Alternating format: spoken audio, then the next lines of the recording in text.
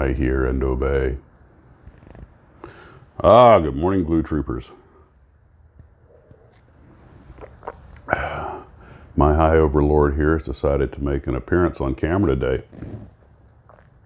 So, just a couple of things to chat about. First off, thanks to everybody for tuning into the live stream yesterday. That was a lot of fun. And I think I like that new format, or perhaps I should say lack of a format, better. You guys just sent in a bunch of questions. I only loaded a few pictures and we just talked. And it was, wow, it went 2 hours and 7 minutes or something like that. Time just literally flew. So, well, let me lay out what my sort of game plan is. And mind you, these are more of thoughts and ideas than a rigid plan. Everything is in flux. Like I said, the phone could ring tomorrow. I could be back to work, but I have a feeling that now I've got the feeling that may not happen for a while, which may have just cursed me that it will happen, but I need to get back in the cockpit. But that's another thing. Anyway, so I need to go ahead and get the 4x8 sheet, 4-foot sheet out the base of the diorama at some point and get it up on a table or something where I can start sort of playing with it, figure out how I want to lay things out, start getting the paper mache laid out and the terrain, and I still need to build a few accoutrements. And without giving away any details, I plan for this diorama video, just so with all the work that's going into it, it's more than a 2-minute video. I'm still massaging the script, or in Hollywood they call it B-roll. Some people call it a voiceover, but it's it'll be voiced over with music and sound effects over still pictures, and maybe some of them will track and move, but I'm going to have basically 4 or 5 phases to it. So it'll be basically the diorama one way, and then that'll move into the diorama that's being rearranged another way, and kind of grow and tell a story. And I'm having way too much fun with this. Kind of can't wait to get started. Still waiting on some stuff to arrive, and I still got to make some things, but it's time to start getting the general layout. And so there's that.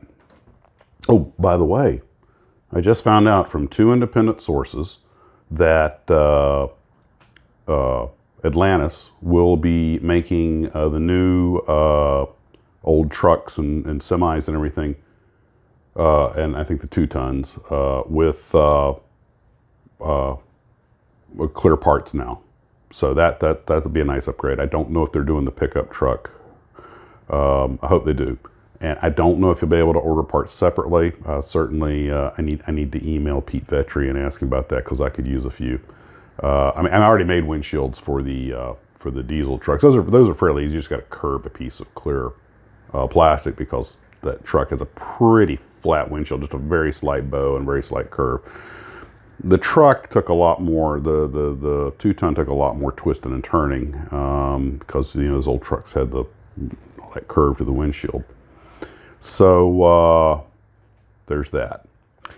Then also, speaking of older kits, I got called out for an oversight on my part on the Glencoe video. You guys know my favorite box artist is Jack Linwood, and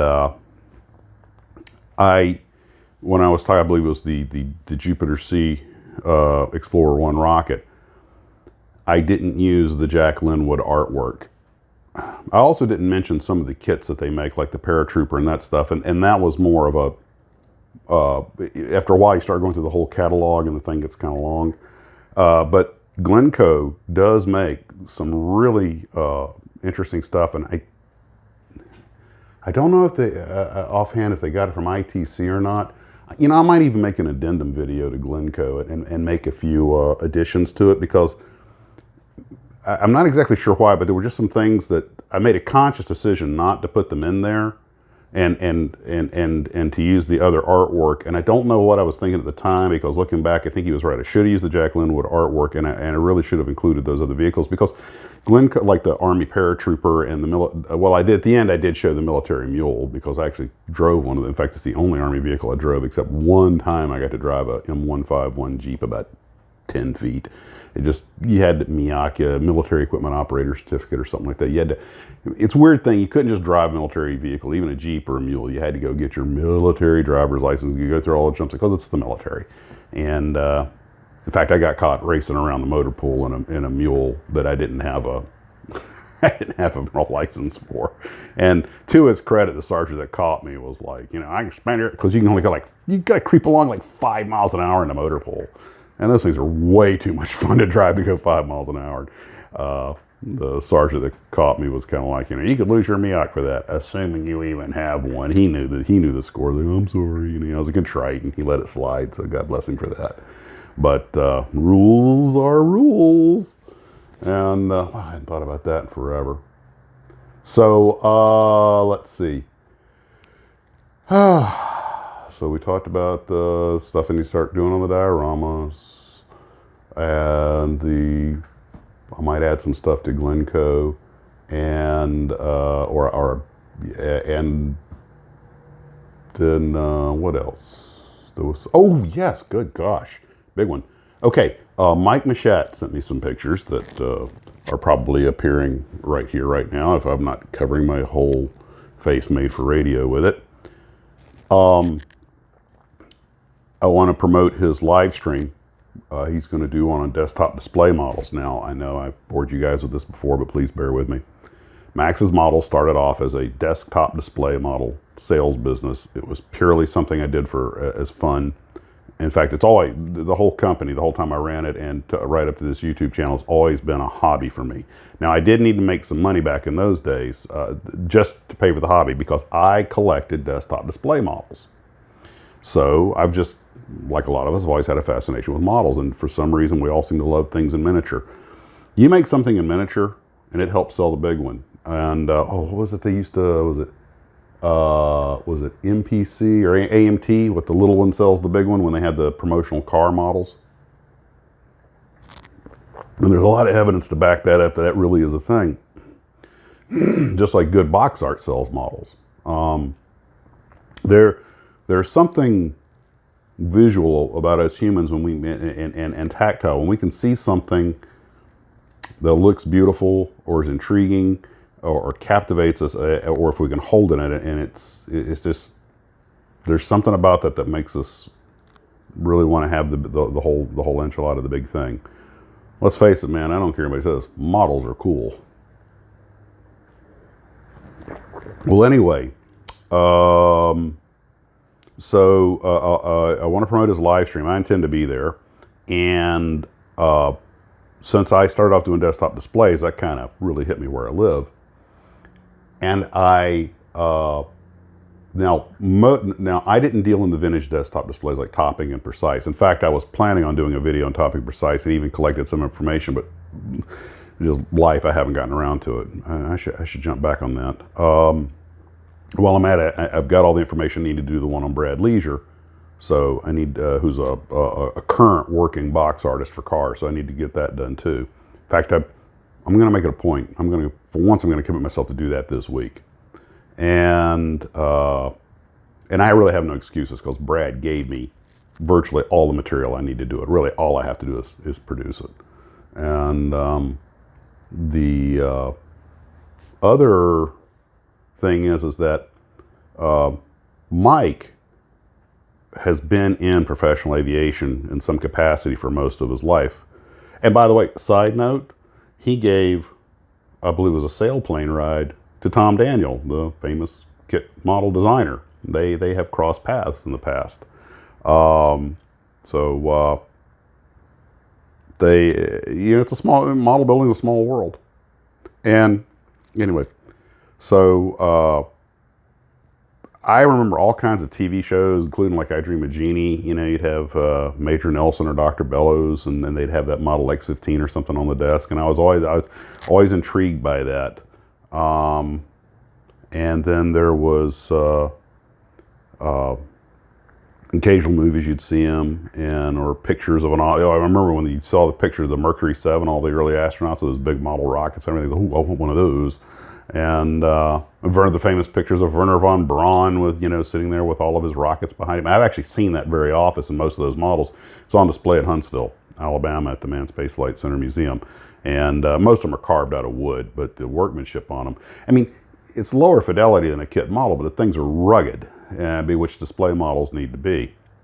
There was actually an article a long time ago in Fine Scale Model about how to make your display models more rugged, because you can take them to shows and stuff, and guys have ways of injecting foam into them and putting metal frames underneath them and making all the protrusions out of metal and landing gears and stuff out of metal instead of plastic. And you know, but having a solid wood or heavy resin model is still it's just more rugged than plastic.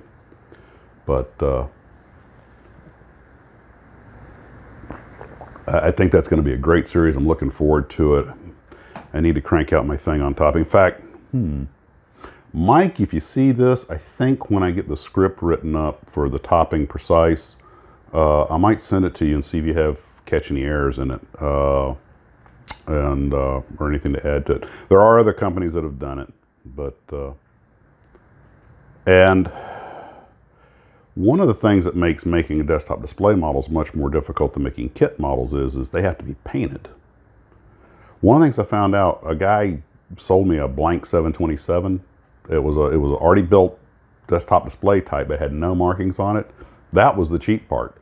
But if you wanted one in a livery that was silk screened or painted or however, I don't know how they did it. I imagine they did it sort of like they do the trains, probably out of brass mold they stuck it in. But that's when it got much more expensive, because that's where a lot of the labor came in. Also, it didn't have a stand. But it was like this beautiful 727 blank for like $10. But if you bought one that had, I'm sorry, it was like $2. But if you bought one that had a stand and markings, it was like $10. And that was wholesale, because they retailed about $19. There were companies like Long Prosper and Worcester and a bunch of others, and you learned that different model companies definitely had different quality levels. I think Long Prosper did the nicer ones of the less expensive plastic display models that you just snap the wings. So those are the things you find at the airport. Herpa for a long time had that was another company, but they made theirs die cast, but they were the ones that always had the oversized wheels on them, because they were kind of an odd cross between a toy and a model. They're always accurately marked, and usually the airframes and everything were reasonably accurate, but they always had these kind of oversized wheels on them. And I think maybe the company just wanted to use some one-size wheel, but when you bought a bigger jet where the wheels were proportionally smaller, it looked a lot better. But eventually Herpa got into much more detailed stuff, and now they make really good. And then I have a Gemini Jets 727, and that company makes some really nice stuff. And now you've got online channels like, I think it's the Flying Mule, websites like the Flying Mule. The die-cast stuff they're putting out now is phenomenal and expensive. And then, of course, you've got, like we talked about yesterday, the Bandai with the Tomy Nation, the Saturn. Okay, I know you guys have heard me pick on this, but I gotta go one more time here, so let me bore you with a little Saturn V stuff. Guys, I've got a monogram lunar module on my nightstand and a Saturn V on my computer hutch. I mean, along with a bunch of X-planes. I'm an Apollo kid, what can I say? The Saturn V, as I mentioned yesterday, it was a backup rocket. It was supposed to be the Nova. That turned out to be too big. They weren't going to be able to build it, so they went to their fallback, the Saturn V. Arguably the biggest, most successful Plan B in history. So, the early Saturn Vs, of course, as they stage, the first stage drops away. And a lot of people don't know those fairings that have the fins on them on the bottom of the first stage. Inside those fairings are retrograde engines. So the rocket goes up, center engine cuts out at some point, it gets up. Now all 5 engines are off. The other 4 have cut off, pretty much probably due to fuel exhaustion. But the rocket is now coasting. Now if it tries to drop that first stage, yeah, you can blow the latches, but there's no force separating it, except maybe a little bit of aerodynamic force, but the same aerodynamic force that's operating on the whole rocket. In fact, maybe less, because the nose cone's probably getting more dynamic pressure. So you've got to get it to back away. So you fire those retrograde motors, and some of which are down by the tail fins, and that doesn't make it go backwards, it just makes it slow down. You get a little bit of separation. That's all you need. All right. Now you need your main rocket to go forward a little more for a couple of reasons, not the least of which is to settle all the fuel at the bottom of the rocket so the engines will fire without any air, any cavitation or lack of fuel flow. So originally, the Interstage Ring between the first and second stage, that's that ring you always see the famous footage of it blowing off and whirling away. The Interstage Ring had 8 ullage motors. They would all fire, give you a boost. Then you could separate that ring, and actually then you could fire the next 5 engines, the little J, well not little, but the 5 J2 engines, and blow that ring away. And of course that ring also had retrograde motors, or retro rockets. And that's when you see the ring twirl. And the ring had a series of charges that went away that they all blew in a certain sequence. And it had a real tight tolerance figure on those engine bells, and it couldn't touch the engine bells. Now, Apollo 7 went up on a Saturn 1B, not a Saturn V. But Apollo 4 is basically what the model is made of, because it has those 8 ullage motors. Well, they learned real quick that was more of a kick than they really needed.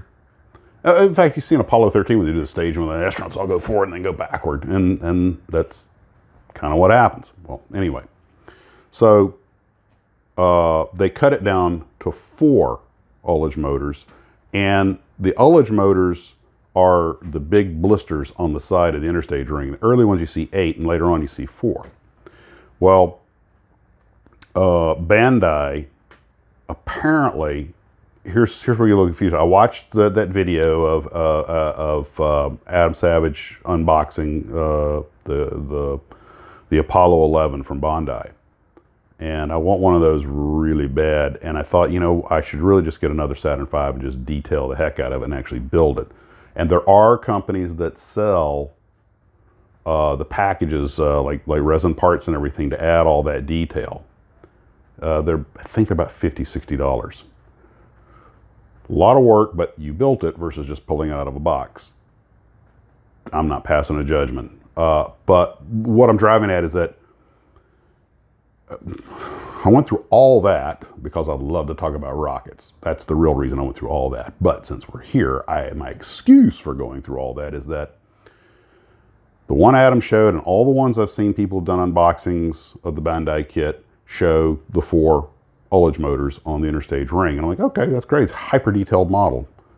But when you go to the website, and well, by the way, that rocket was like $1,500, but now they're going for about $850. I don't know if it's leftover inventory or what. So if you want one, that's, you know, I see them on eBay for $14.99, especially the Apollo 13 one, which is a more advanced kit and has more items in it.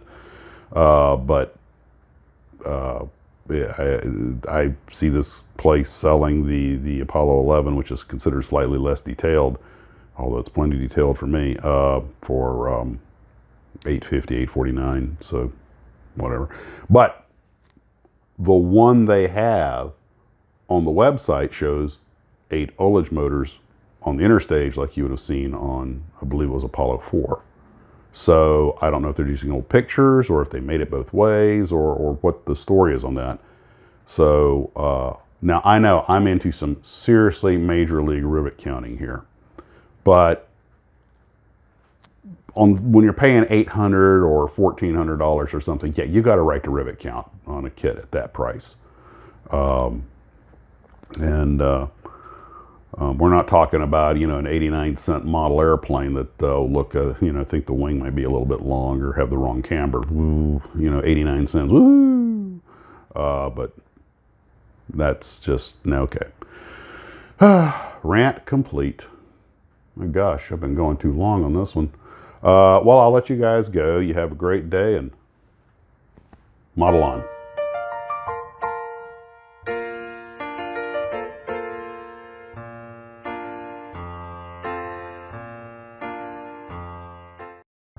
I hear and obey.